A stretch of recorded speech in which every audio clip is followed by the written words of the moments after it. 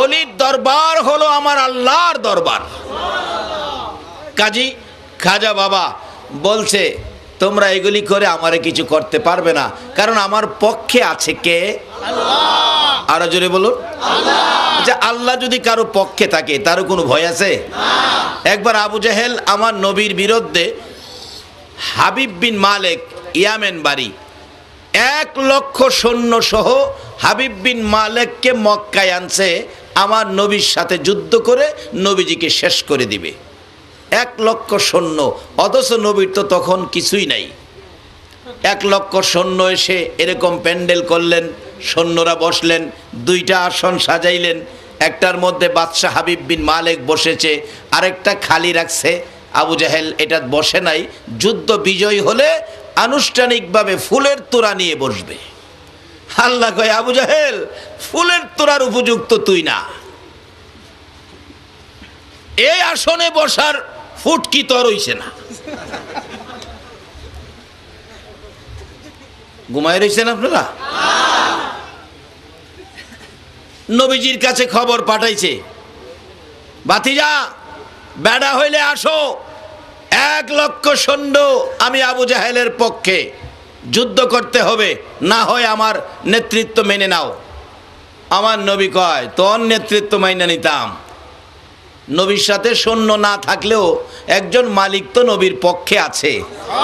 বলুন তো এই মালিকটাকে? আল্লাহু আকবার বলো। যার পক্ষে থাকে আল্লাহ, তাদের পক্ষে থাকলে আমরার লাভ হবে না লস হবে?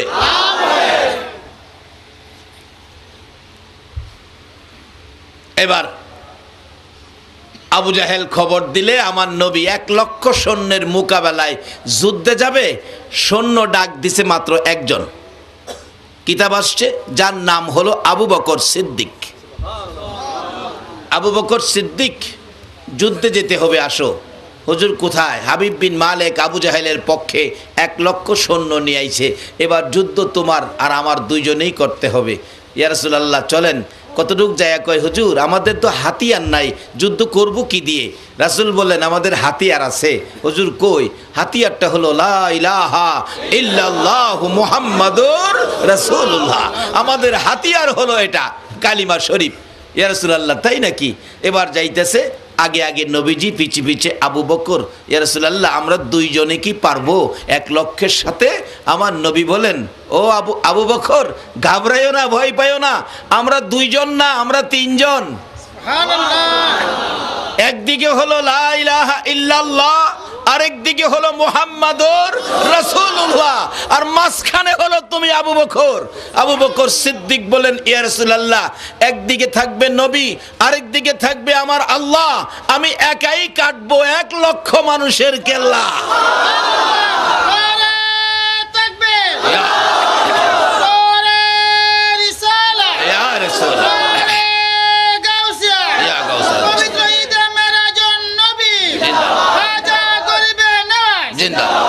বলতেছিলাম আমার নবী আগে আগে যায়, আবু বকর পিছে পিছে যায়। প্যান্ডেলের মাঝখান দিয়ে রাস্তা রাখছে। নবীজি তো আসবে, আপোষ করব না যুদ্ধ করব, এটা আলোচনা তো হবে। আমার নবী আসতেছেন, প্যান্ডেলের পাশে মাঝখান দিয়ে রাস্তা। আবু বকর বলেন আমি একবার নবীজির ডান দিকে তাকাই, আবার বাম দিক দিয়ে তাকাই, না জানি গো আমার মায়ার নবী দয়ার নবী রে, কেউ নি বল্লম দিয়ে আঘাত করে, কেউ নি আবার তরবারি দিয়ে আঘাত করে। আমি ডান দিক বাম দিক বারবার তাকাই, কোনো সৈন্য নেই, তরবারি হাতে নেয় নবীজির দিকে। এবার তাকিয়ে তাকিয়ে দেখি কাছাকাছি আসার পর সকল সৈন্যরা আমার নবী কাছে কাছে এসে ভিতরে ঢোকার পর নবীজির সুন্দর চেহারার দিকে তাকাইয়া তাকাইয়া হাতের হাতিয়ারগুলো জমিনে ছেড়ে দিছে। ওই দিকে দিয়ে বাচ্চা হাবিব বিন মালেক একটা নজর আমার আপনার নবীর সুন্দর চেহারা দেখে আসনে বসা ছিল, বসার থেকে দাঁড়িয়ে গেছে। পাশে প্রশ্ন করেন আবু জাহেল রে কে আসতেছে রে? লোকটা পূর্ণিমার চাঁদের চাইতে সুন্দর দেখা যায়। আবু জাহেল বলেন ও দোস্ত হাবিব বিন মালেক, তার সাথেই তো তোমার যুদ্ধ করতে হবে রে, ইনি তো হলো আমার ভাতিজা মুহাম্মদ সাল্লাল্লাহু আলাইহি ওয়াসাল্লাম। এবার হাবিব বিন মালিক দুইটা চোখের পানি গাল বেয়ে ছেড়ে দিলেন। রে আবু জাহেল, চাচা হইয়া বাতিজা চিনলি না রে? কেন জানি এই লোকটার দিকে তাকাইয়া আমার মায়া মায়া লাগে। আবু জাহেল রে, তার বিরুদ্ধে যুদ্ধ করতে আমি পারবো না, আমার মন বাধা দেয়। লোকটাকে দেখেই যেন আমার মনটা গলে গেছে, আমার যেন মায়া হয়ে গেছে, মহব্বত হয়ে গেছে। আমার আল্লাহ বলেন, বন্ধু গো ভয় পাইও না গো বন্ধু, যাও যাও আগে বাড়ো, আমি আল্লাহ তোমার পিছে আছি, যাও। বন্ধু হাবিব বিন মালিকের ভয় পাইও না, তুমি কাছে যাওয়ার আগে আমি আল্লাহ হাবিব বিন মালিকের সাথে যুদ্ধ শুরু করে দিয়েছি। আমি আল্লাহ হাবিব বিন মালিকের কলিজায় লা ইলাহা ইল্লাল্লাহর তীর মাইরা দিছি। নারে তাকবীর, নারে রিসালাত, নারে গাউসিয়া। বাবারা আসুন না, আল্লাহ যদি কারো পক্ষে থাকে তার কোথাও কোনো ভয় না। বলুন অলিদের পক্ষে আমার আল্লাহ আছে কিনা? ওই রকম পক্ষ নেন, এটাই হবে উত্তম পক্ষ। আর এটা গার্জিয়ান থাকলে তো সুবিধা। বাবা আছে, পোলা অপরাধ করছে, বাবা দেখবেন যায়া কয় ছেলে মানুষ অপরাধ করছে, কি করবেন ছেলেটা, আমার ছেলেটা হ্যাঁ বুঝে না, আসলে বুঝ হইছে না, এটারে মাফ করে দেন। বাবা থাকাতে ছেলের পক্ষে এরকম মাফ চায় না। খাজেগার পক্ষে যারা বসেছো, আল্লাহর কসম তোমাদের পক্ষ গার্জিয়ান হয়ে খাজা বাবা আল্লাহর আরশের কিনারে যায় দাঁড়াবে। আজকের মাহফিলের আয়োজন কে করেছো? কে মাহফিল কমিটির ভাইয়েরা? তোমাদের জীবন ধন্য। আজকে যারা এই আয়োজনে শরীক হয়েছেন, আপনাদেরকে নিয়ে খাজা বাবা আল্লাহর আরশের কিনারে দাঁড়ায় বলবেন, প্রভু গো তারা তো ভুল করেছে, তারা তো জানে না, সরল সোজা ফেতনার যুগের মানুষ। আমি খাজা আপনার কাছে অনুরোধ করি, কি করবেন, আমি তো তাদের গার্জিয়ান, আল্লাহর রস্তে আপনি দয়া করে তাদেরকে মাফ করে দিলে কি হয়? আল্লাহ বলবে, যাও খাজা তোমার উসিলাই মাফ করে দিলাম। উসিলা তো করবে হাসরে, অন্য কোন নবীর কে উম্মতের উসিলা করবে না, শুধুমাত্র আখিরি নবীর উম্মতের প্রতি উসিলা। এমন হবে হাসরের দিন জিজ্ঞেস করবে, এদিকে আয়, তুমি কি আখিরি নবীর উম্মত? জি। নামাজ পড়ছিলা? না। রোজা রাখছিলা? না। রোজাও রাখছো না? না। আমার গ্যাস্ট্রিক আছে। এরকম কয় না, কয় না অনেকে, এর বলে গ্যাস্ট্রিক আছে। আল্লাহ কইব, দুনিয়াতেও বাটফারি করছস, অহনো বাটফারি করস, হ্যাঁ মাথা নত করে দাঁড়াই থাকবো। আল্লাহ আল্লাহ আল্লাহ আল্লাহ করস, অহনে সময় মতো তো করছস না। হন কোনোদিন আমার অলি খাজা বাবার স্মরণের মাহফিলে গেছলি? আল্লাহ গেছিলাম গেছিলাম গেছিলাম। আল্লাহ বলবেন, যা আমার অলি খাজার স্মরণের মাহফিলে গিয়ে সময় দিয়ে কোরআন হাদিসের আলোচনা শুনছিলি, এর বিনিময় তোরে মাফ করে দিল। আরেকটা হেডাই কেনবো, কি নামাজ পড়ছস না, রোজা রাখছস না, তার অর্থ এই না যে নামাজ রোজা চাইরা দিবেন, এটা না। কোনো কোনো ব্যক্তি আর কি আখির নবীর উম্মত হিসাবে আল্লাহ যে মাফ করবেন। মাহফিলে গেছিলি? না। মাহফিলে 10টা টাকা চাইলে দিছিলি? আল্লাহ মাহফিলে যাওয়ার সময় পাইছি না, 10 টাকা চাইছিন, আমি খাজার মহব্বতে 100 টাকা দিছিলাম। আল্লাহ কো, যা এটার লেগে মাফ করে দিলাম। আরেকটারে হাসরের দিন দইরা আনবো, এদিকে আয়, এদিকে আয়, নামাজ পড়ছস, রোজা রাখছস? আল্লাহ একটা না, আমি তেন নাই। তা জাহান্নামে যাওন লাগবো যে, চোখের পানি ছেড়ে দিব, যাও জাহান্নামে যাও। জাহান্নামের দিকে দৌড় দিব, একটু যাইয়া আবার ফিরা চাইব, আবার দৌড় দিব, আবার ফিরা চাইবো। আল্লাহ ডাক দেবে, দিকে আয়, দইরা যাস, আবার ফিরা চাস কি লেগা?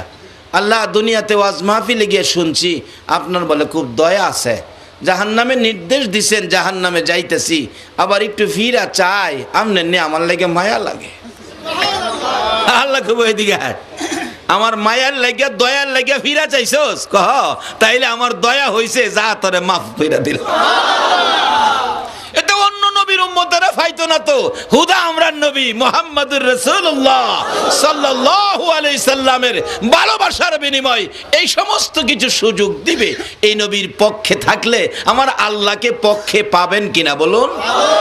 এই জমিনের মালিকটাকে নবীর মাধ্যমে চিনতে হবে, চিনা দরকার আছে না? আসুন আগে ভারী বলতেছিলাম আমার নবী আসতেছে। হাবিব বিন মালিক আসন থেকে দাঁড়ায়া গেছে। আবু জাহেল টানে, দুস্থ ভও, কয় তুই আমার দুস্থ কইস না, এই ব্যাপারটা বুঝা লই কি আইতাছে, দুস্থ কইস না, দুস্থ কইস না, রাখ।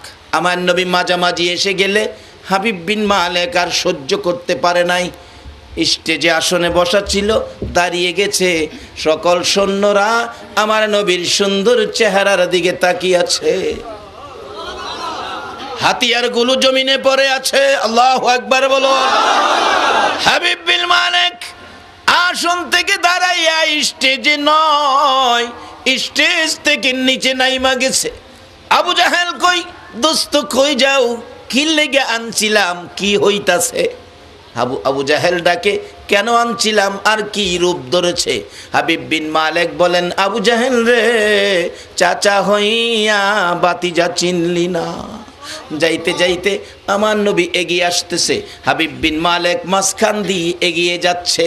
মাঝামাঝি কাছাকাছি হয়ে গেলে আমার নবীর সামনে দাঁড়াইয়া বড় মায়া সুরে গুনগুন করে গাইতেছে, মা আমিনার কুলে দেখো চাঁদ উঠেছে। বলুন, মা আমিনার কুলে দেখো চাঁদ উঠেছে, যাহারি প্রেমেতে জাহান পয়দা হয়েছে। হাইরে যাহারি মা আমিনার কুল দেখো চাঁদ উঠেছে, মা আমিনার কুল দেখো চাঁদ উঠেছে, যাহারি প্রেমেতে জাহান পয়দা হয়েছে। হাইরে যাহারি প্রেমেতে জাহান পয়দা হয়েছে। মা আমিনার নয়ন মনি সৃষ্টি কুলের সেরা যিনি, মা আমিনার নয়ন মনি সৃষ্টি কুলের সেরা যিনি, যিনি পরি ফেরেশতারা সব পাগল হয়েছে, যিনি পরি ফেরেশতারা সব পাগল হয়েছে, যাহারি প্রেমেতে জাহান পয়দা হয়েছে। হাইরে যাহারি প্রেমেতে জাহান পয়দা হয়েছে। হাবিব বিন মালিক বলেন, আমি নবীর সুন্দর চেহারার দিকে তাকাইয়া সহ্য করতে পারি নাই। কাছাকাছি গিয়ে দুইটা হাত বাড়াইয়া বলছে, ইয়া রাসূলুল্লাহ, আবু জাহেল বাতিজাকে চিনল না। আমি হাবিব বিন মালিক ভুল করতে রাজি না। নবী গো, আমাকে পড়িয়ে দেন কালিমা লা ইলাহা ইল্লাল্লাহু মুহাম্মাদুর রাসূল। হাবিব বিন মালিক মুসলমান হইয়া আমার নবীর টাইনা ধরে স্টেজে উঠাইয়া, পাশে যে স্বর্ণের আসন ছিল, স্বর্ণের চেয়ার ছিল, আবু জাহেল বসবে, আমার নবীকে নিয়ে হাবিব বিন মালিক স্বর্ণের চেয়ারে নবীজিরে বসাইয়া দিছে। এবার হাবিব বিন মালিক ভাষণ দিতেছেন। ও হাবিব বিন মালিকের পক্ষের 1 লক্ষ সৈন্যরা রে, তোদের বাদশা নবী চিনে রে, নবীর কদম মুবারকের পড়ে গেছে, কালিমা পড়ে মুসলমান হয়ে গেছে। তোমরা বলো, এ বাদশার সৈন্যরা, তোমরা বলো, হাবিব বিন মালিকের সঙ্গে এই নবীর পক্ষে যাইতে রাজি আছো কিনা, কালিমা পড়তে রাজি আছো কিনা? এক বাক্যে সকল সৈন্যরা বলল, আমরাও পড়ে নিলাম মধুর কালিমা লা ইলাহা ইল্লাল্লাহু মুহাম্মাদুর। এবার সেনাপতি দাঁড়িয়ে বলেন, ইয়া রাসূলুল্লাহ, অনুমতি দেন, যে 1 লক্ষ সৈন্য ছিল আপনার বিপক্ষে, এবার সৈন্য এসেছে আপনার পক্ষে, অনুমতি দেন আবু জাহেল রে সাইজ কইরা লাই।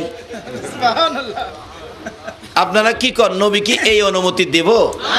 আরে দয়ালো নবী, প্রেমের ছবি আর আসবে না জগতে। বলুন, দয়ালো নবী, প্রেমের ছবি আর আসবে না।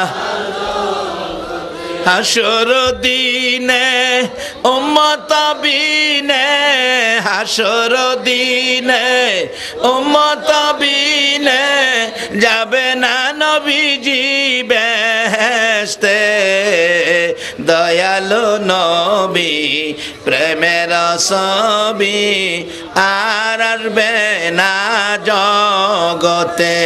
আমার দয়ালু নবী প্রেমের ছবি আর আসবে না।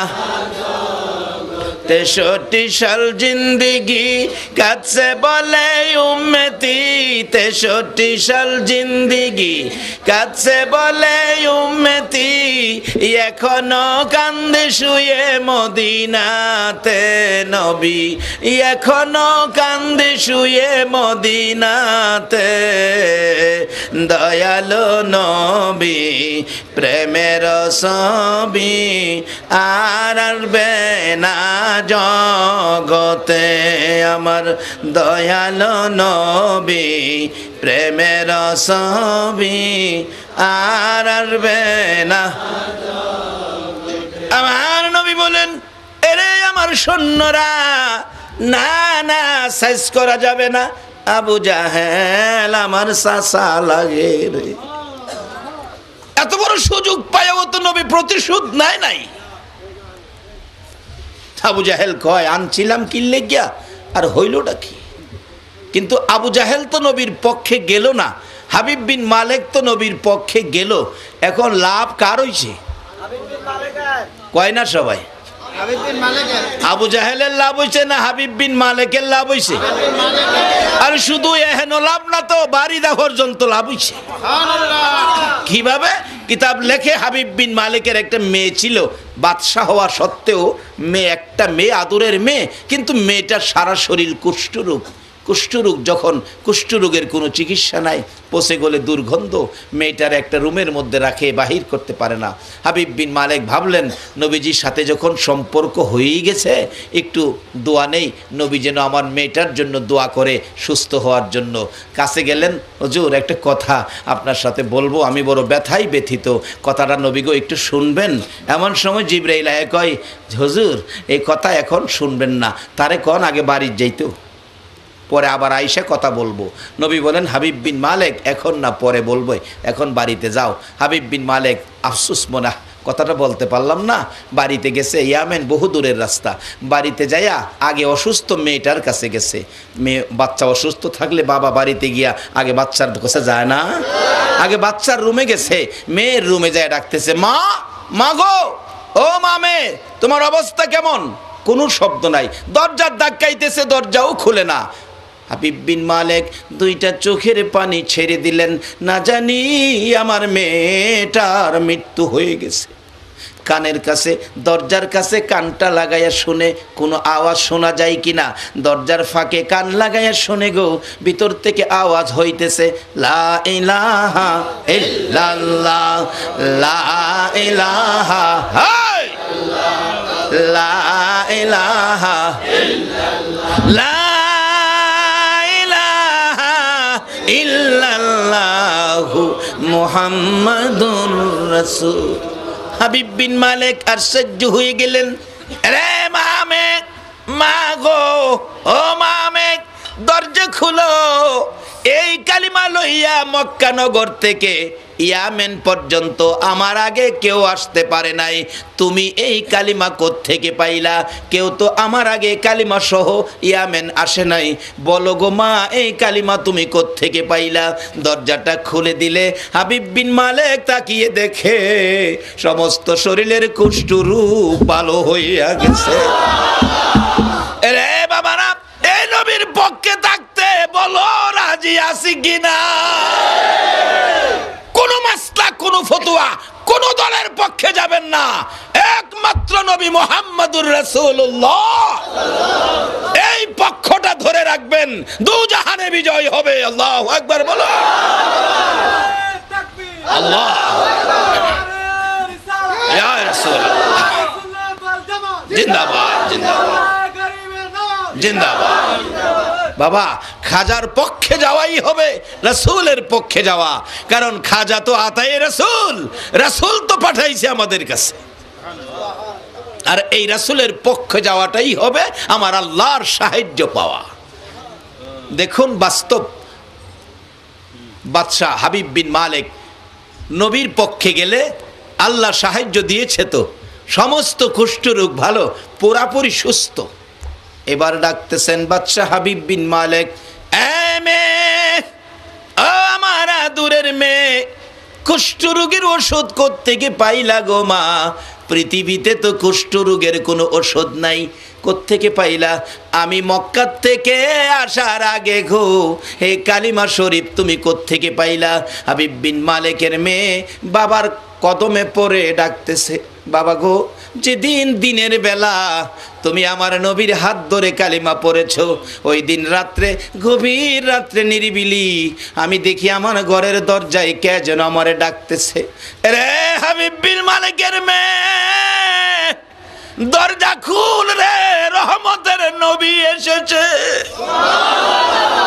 বাবা গো, আমি দরজাটা খুলে দেখি একটা পূর্ণিমার চাঁদ উদয় হইয়া রইছে। আমাকে প্রশ্ন করেছেন, মাগো তোর বাবা কালিমা পড়ে মুসলমান হয়েছে, বল তুমি এই কালিমাটা পড়বে কিনা? আমি রাসূল তোমার বাড়িতে এসেছি। বাবা গো, আমি সঙ্গে সঙ্গে নবীজির হাত ধরে কালিমা পড়ে মুসলমান হয়েছি।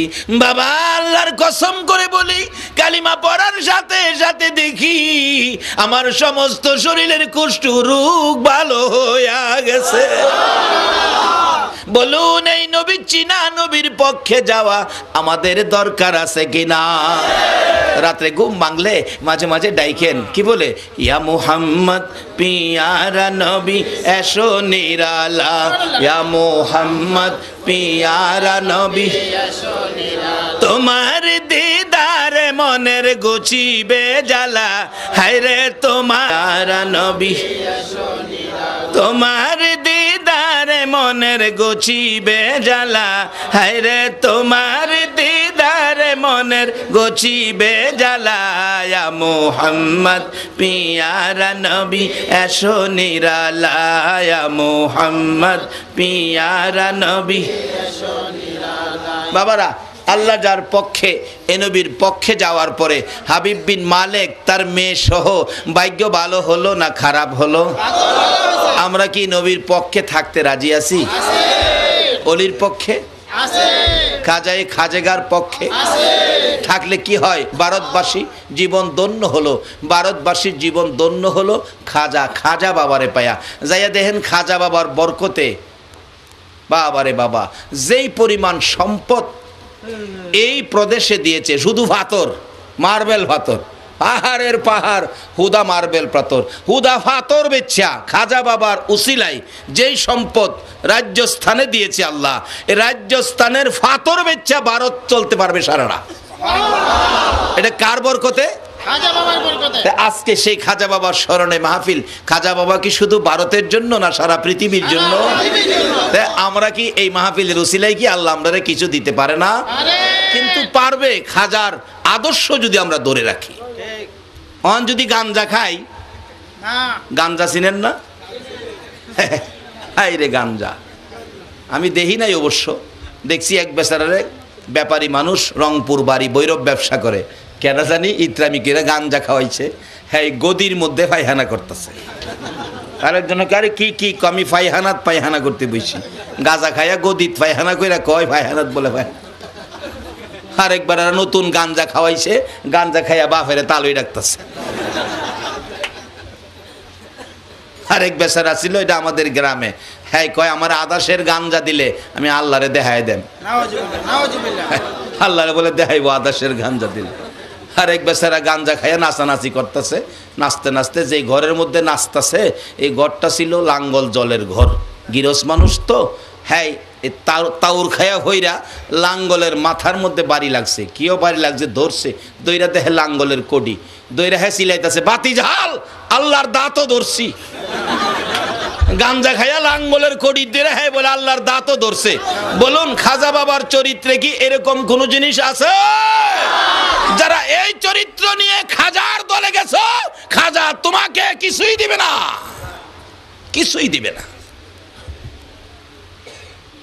বাবা আতাই রাসূল খাজায়ে খাজেগা, উনি ভারতের জমিনে আসছে। কি কেরামত! একদিনও কারো মাথায় বাড়ি দেয় নাই, একদিনও গাঁজা খায় নাই। কিন্তু আমাদের দেশের কিছু অযৌক্তিক, অসামাজিক, অপদার্থ কিছু ব্যক্তিত্বরা আছেন, গাঁজা খায়, আরো ডাকে বাবা খাজা, খাওয়া গাঁজা। নাউজুবিল্লাহ বলেন। যারা এইভাবে খাজার নামের কলঙ্ক করতেছ, হাসরের ময়দানে তোমাদের জবাব দিতে হবে। আতাই রাসূল খাজায়ে খাজেগার জীবন কত সুন্দর! বলুন খাজা বাবার আদর্শ কত সুন্দর! আল্লাহু আকবার। দেখা গেল খাজা বাবার আদর্শের উপর আল্লাহ যে কত রাজি। একদিন যখন পৃথ্বীরাই কোনো দিক দিয়েই কিছু করতে পারে না, অবশেষে একদিন কয় তোমার সাথে জমিনে পারতাম না, এক জাদুঘরে ফাড়াইছে আকাশে। হ্যাঁ, আকাশে জাদু দিয়ে বইয়া ডাকতেছে, খাজা বাবা বেড়া হইলে আকাশে আসো, জমিনে তোমার সাথে ভারী না, আকাশে আসো। অনেক ঘটনা, হাজার হাজার ঘটনা, আকাশে আসো। খাজা বাবা কয় তোর সাথে আমি যাবো আকাশে, তোর সাথে আমার কি ইজ্জত নাই? আল্লাহ কয় বন্ধু তোমার যাইতে হবে না, তোমার পায়ের দুইটা খরম ছাইরা দাও। খরম চিনেন না? আগেকার দিনে আগিলা মুরব্বীরা খরম খরম খরম দুইটা ছাড়ছে, হ্যাঁ সাইজ কিনে লইয়া খরম যাইতেছে। তেল মোবিল কিচ্ছু লাগে না, গ্যাসও লাগে না, গ্যাস ছাড়া মোবিল ছাড়া। এটা অলির কি? অলির মারহাবা বলুন। এই কেরামতির শক্তি দিছে কে? কাকে দেয় এই শক্তি? আইতেছি সামনে। কাকে দেয়? কে সেই ব্যক্তি? হগলের তো দেয় না। কাকে দেয় যদি প্রশ্ন করেন, আল্লাহ জবাব দিবে। কোরআন শরীফ, ইয়া আইয়ুহাল্লাযীনা আমানু দুখুলু ফিস-সিলমি কাফা, যারা পুরাপুরি ভাবে ইসলামে ঢুকছে তাদেরকেই এই শক্তি দিয়েছে। বলুন খাজা বাবা পুরাপুরি ভাবে ইসলামে ছিল কিনা? ইসলামে না ঢোকা পর্যন্ত এই শক্তি আল্লাহ কাউরে দেয় না। এবার খরম দুইটা গিয়া দুই সাইডে হাজির হয়েছে। হাজিরিয়া কয় নিচে নামবি না নামামু? এই খরমে কথা কয়, ডান দিকে চাইছে, বাম দিকেরটা কয় হ্যাঁ দিয়ে আবার গাড় দেহা ঠাস কিরে মারছে। বাম দিকে চাইছে, ডান দিকেরটা ঠাস কিরে মারছে। খরম দা বাইরাইয়া খাজা বাবার হাওয়াই না ফেলেছে। পৃথিবীর কোন দলের আলেম এই ঘটনা অস্বীকার করার ক্ষমতা নাই। কিন্তু খাজা বাবার আদর্শটা কি নিতে আপনারা রাজি আছেন? খাজা বাবা আদর্শ কত সুন্দর! বাদশাহ আওরঙ্গজেবের জীবনী। বাদশাহ আওরঙ্গজেব একটু গড় গোবিন্দের মতো ছিল, একটু মেজাজ গরম ছিল, যুবক মানুষ তো, বাদশার ছেলে, সেও বাদশাহ। একদিন খাজা বাবার দরবারে গিয়ে আসরের নামাজের পরে দাঁড়াইয়া রয়েছে। দাঁড়াইয়া কয় শুনেছি আল্লাহর অলিরা মরে না, আমি একটু প্রমাণ করব। যদি জীবিত প্রমাণ পাই তাহলে খাজার মাজার থাকবে, না হয় আমি আওরঙ্গজেব মাজার ভেঙে দেব।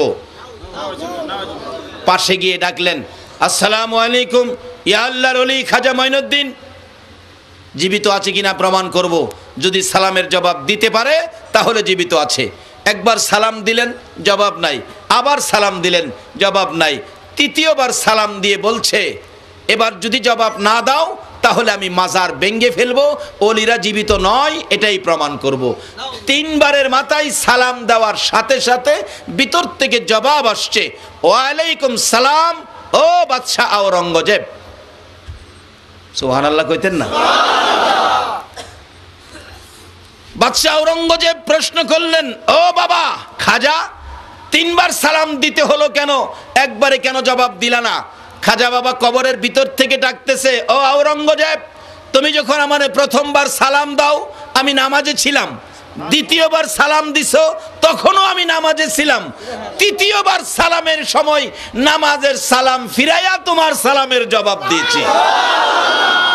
তাইলে তাইলে কবরও গিয়েও যদি খাজা বাবা নামাজ পড়ে, নামাজ দুনিয়াতে তার আদর্শের মধ্যে আসিল কিনা বলো? ওই আদর্শে যদি আদর্শিত হতে পারেন, আল্লাহর কসম খাজা হাজরের ময়দানে আপনার পক্ষে উকালতি করবে। খাজা যদি নবীজির কাছে বলে এই লোকগুলি আমার ভক্ত ছিল, নবী কি সুপারিশ করবে না? বাবারা বাস্তবে আসুন, দুনিয়াতে তো কোর্টের মধ্যে উকিল থাকে, উকিল থাকে না? হাসরের কোর্টেও তো উকিল থাকবে। আল্লাহ যেদিন বিচারপতি হবে সেদিন উকিল এই দেশের উকিল না, এই উকিল কাজী তো না, এই কোর্টে উকিল থাকবে নবী মুহাম্মদুর রাসূলুল্লাহ। আর সহযোগী উকিল থাকবে খাজায়ে খাজেগা গাউসে পাক আব্দুল কাদের জিলানী, এরকম আল্লাহর অলিগণ থাকবে সহযোগী উকিল। উকিল যদি ভালো থাকে মক্কেলের বিজয় হয় না, জেল হয়। এটা বাস্তব ঘটনা। আমাদের এই এলাকার কিশোরগঞ্জ সাইডের এক জায়গায়, আপনার ওইটা বোঝানোর জন্য বলছি, বাস্তব ঘটনা। কলেজে পড়ে ছাত্র ছাত্রী, আমাদের দেশে একটা চরিত্র আছে না, ছাত্র ছাত্রী অনেক সময় ভালোবাসায় পড়ে জায়গা না, জায়গা না, আমরা দেশে কই উড়া মারছে, এরকম হয় না? ওরা মারছে, সে মেয়ে লইয়া ছেলে গেছে গা, নাইলে ছেলে লইয়া মেয়ে গেছে গা। একটা ঘটনা ঘটছে কি, মেয়েটা বড় লোকের মেয়ে, ছেলেটা গরিবের ছেলে, কিন্তু হইলে কি লেখাপড়ায় ভালো, চেহারা সুরত খুব সুন্দর। মেয়েটা তো ছেলের দিকে লোভ হয়ে খুব বুঝাইতেছে আমার বাবার কোটি কোটি টাকা, তুমি চিন্তা করো কে রে, আমার লগে চলো তোমারে ধনী বানায় দিমু, বাবার সম্পদ অর্ধেক তো আমি পামু, তোমারই দিয়ে দিমু। হ্যাঁ ছেলে গরিব মানুষ, ভাবছে যে যদি কিছু পাই না গেলাম ওই, হ্যাঁ ওরা মারছে। মেয়ের বাবা নারী অপহরণ কেস করে দিছে, পুলিশ ঘুরতেছে, অনেক ঘোরাঘুরির পর মেয়েটারে উদ্ধার করে নিয়ে আইছে। বাবা পরামর্শ দিছে কোর্টে গিয়া তুই কইবি তোরে জোর করে নিয়ে গেছে। কোর্টে বলছে আমার জোর করে নিয়ে গেছে, এমন চাপা চাপছে কেস। পুলিশ খালি ছেলের বাড়িতে যায়, ছেলে তো বাড়িতে আই না ভয়ে, মা বাবা পর্যন্ত দুঃখে দুঃখিত হয়ে গেছে। কি করব, আরে ফকিন্নির ভোলা তুই কেন গেলে এ কাজ করতে? অবশেষে কি করব, টেনশন। আরেক মুরব্বী জ্ঞানী মানুষ বলতেছে তোমরা এই টেনশনে না গিয়া তোমরা একটা কাউন্টার কেস করো না, যে আমরা নেই নাই, কেস করো। উকিলের কাছে গেছে, উকিল কয় কি ব্যাপার এই ঘটনা, পরে এগুলি চিন্তা করেন না, এত আইন বই পড়ছি, এটা কোনো ব্যাপার হইল? ছেলেটা কই হারে লয়ান, ছেলে তো আইতে রাজি না, ভয় পায়। রাত্রে গভীর উকিলের কাছে ভাও করে কাঁদতেছে, উকিল সাহেব আমারে জোর করে নিচে পরামর্শ দিচ্ছে, আমারে সম্পত্তি দিব, আমারে বড় লোক বানায় দিব।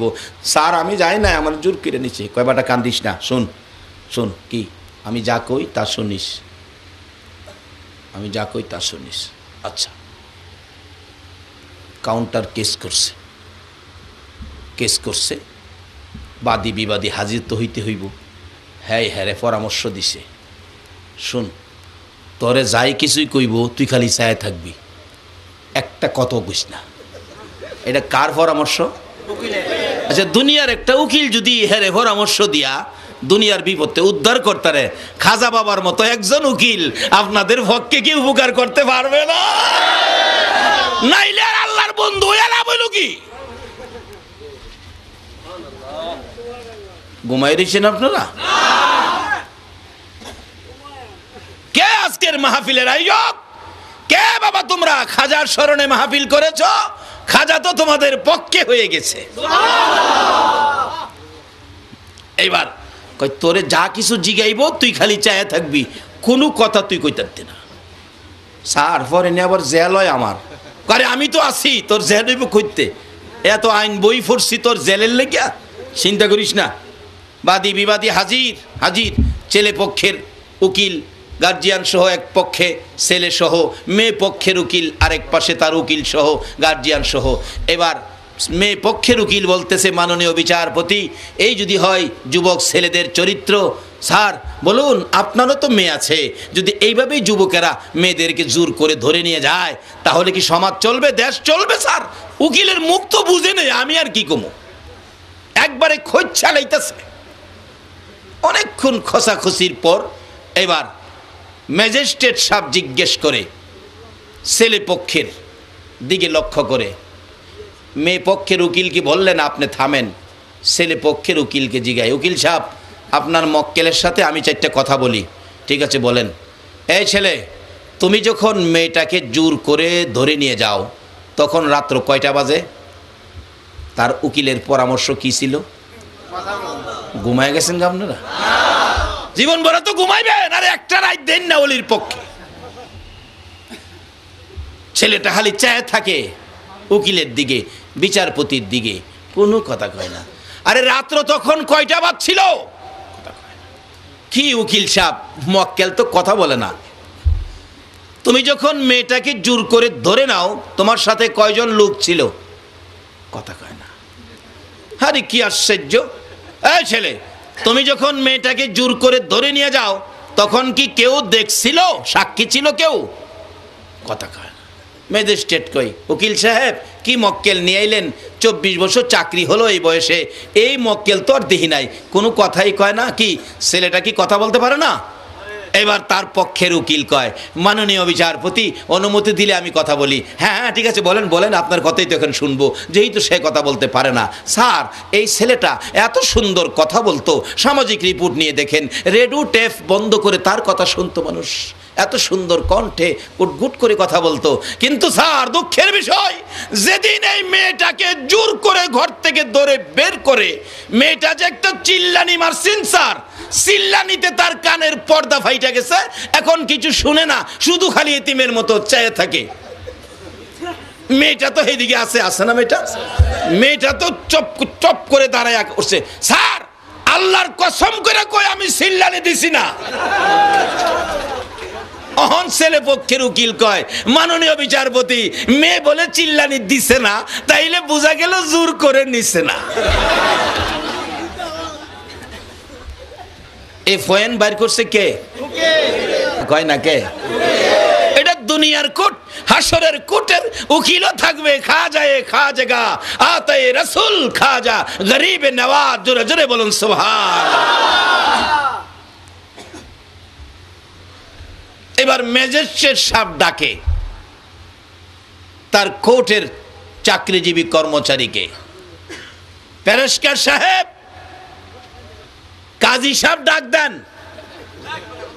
সুবহানাল্লাহ কইতেন না? কাজী ডাক দেন। জোর কইরা নিছে না, খামাকা হের উপরে দোষ চাপাইছে। কাজী ডাক দিয়া কোর্টে আনুষ্ঠানিকভাবে সরকারি লোক পক্ষে থাইকা ছেলে আর মেয়ে বিয়ে ভরাইয়া দিছে। এটা দুনিয়ার ঘটনা। যারা আল্লাহর ওলিদের সাথে সম্পর্ক রাখবেন, হাসরের কোর্টে যেদিন আমার আল্লাহ বিচার করবেন, যদি কোনো মক্কেলের পক্ষে খাজা বাবা দাঁড়িয়ে কথা বলে, তার পক্ষে রাসূলও দাঁড়িয়ে যাবে। আমার আল্লাহ বলবেন, জিবরাইল, বেহেশতি হুরিদেরকে আইনা এখানে সাজাও, তাকে দোলা সাজাও, আমি আল্লাহর উপস্থিতিতে জান্নাতি হুরিদের সাথে বিবাহ হয়ে যাবে।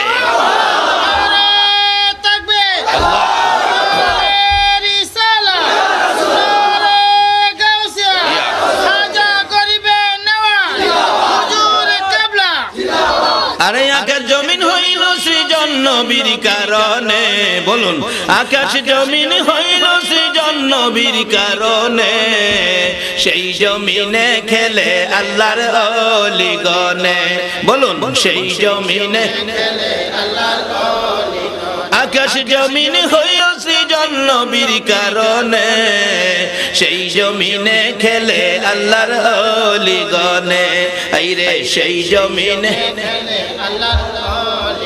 যাইয়া দেখো হিন্দুস্তানে শত শত ওলিগণে, যাইয়া দেখো হিন্দুস্তানে শত শত ওলিগণে, প্রেমের রশি বানছে তারা মদিনার শনে, প্রেমের রশি বানছে তারা মদিনার শনে, সেই জমিনে খেলে আল্লাহর ওলিগণে, আইরে সেই জমিনে খেলে আল্লাহর ওলিগণে। দেখলে খাজা বাবার খেলা, আসে গনের বারে জ্বালা, দেখলে খাজা বাবার আসে গনের বারে জ্বালা, আইনা সাগর শুকিয়ে দেই বসে নির্জনে, আইনা সাগর শুকিয়ে দেই বসে নির্জনে, সেই জমিনে খেলে আল্লাহর ওলিগণে, আইরে সেই জমিনে খেলে আল্লাহর ওলিগণে। খাজা বাবা আল্লাহর ওলি, হিন্দুস্তান চলি খাজা বাবা আল্লাহর ওলি হিন্দুস্তানে গেলেন চলি 90 লক্ষ মুসলিম হলো খাজার কারণে 90 লক্ষ মুসলিম হলো খাজার কারণে সেই জমিনে খেলে আল্লাহর ওলি গনে আইরে সেই জমিনে আকাশ জমিন হইল সৃজন নবীর কারণে আকাশ জমিন হইল সৃজন নবীর কারণে সেই জমিনে খেলে আল্লাহর ওলি গনে আইরে সেই জমিনে খেলে আল্লাহর ওলি গনে। আরে বাবারা ভাইরা বলুন এই খাজা বাবার আদর্শ আমাদের কাছে থাকা দরকার আছে কিনা? বলতেছিলাম বাদশাহ আওরঙ্গজেব সালাম দিলেন, সালামের জবাব না পাইলে ধ্বংস করে দিবে খাজা বাবার মাজার। 3 বারের মাথায় জবাব আসলো, কি হাকিকত বের হলো। অথচ কবরে আবাদত নাই, নামাজ রোজা নাই। খাজা বাবা দুনিয়াতে থাইকা নামাজের আমল ছিল বিদায় কবরে যাইয়াও নামাজ পড়ে, কেননা অবসর থাকতে ভালো লাগে না, নামাজই পড়তে থাকেন। সকল অলি আল্লাহদের জীবনীতে পাওয়া যায় তারা কবরে যাইয়াও নামাজ পড়ে, কোরআন শরীফ তালাওয়াত করে। এবার খাজা বাবা বললেন, এরে আওরঙ্গজেব রাগ হইস না রে, আমি নামাজে ছিলাম বিদায় তোর সালামের জবাব আগে দিতে পারছি না। আওরঙ্গজেব বলেন, একই ঘটনা, কবরে যাইয়াও নামাজ পড়েন। যেই খাজা এত গুরুত্ব দিয়েছে নামাজের জন্য, এদিন থেকে বাদশাহ আওরঙ্গজেব নিজ দায়িত্বে নিজ খরচে খাজা বাবার মাজার শরীফের ওয়াল থেকে একেবারে সুন্দর করে উত্তর পাশে একটা মসজিদ বাদশাহ আওরঙ্গজেব নিজে বানাইয়া দিয়েছে। মসজিদ নিজে বানাইয়া দিলেন খাজার ওয়ালের পাশ থেকে। যারা গেছেন দেখছেন, আমি নিজেও দেখে আসছি। তাইলে মসজিদ বানানোর অর্থ কি? নামাজ পড়া না নামাজ ছাড়া? এখন কি আমরা খাজার পক্ষে গেলে নামাজ পড়তে হবে কিনা বলুন? তাইলে সত্যিকার অর্থে খাজার আদর্শে আমরা আদর্শিত হলাম। বাবারে নামাজ ব্যতীত খাজার পক্ষে যাওয়া যায় না। আল্লাহ আমাদেরকে খাজা বাবার পক্ষে গিয়ে খাজা বাবার রুহানি ফয়েজ দিয়ে ভরপুর করে দেখ। সকলে বলুন আমিন।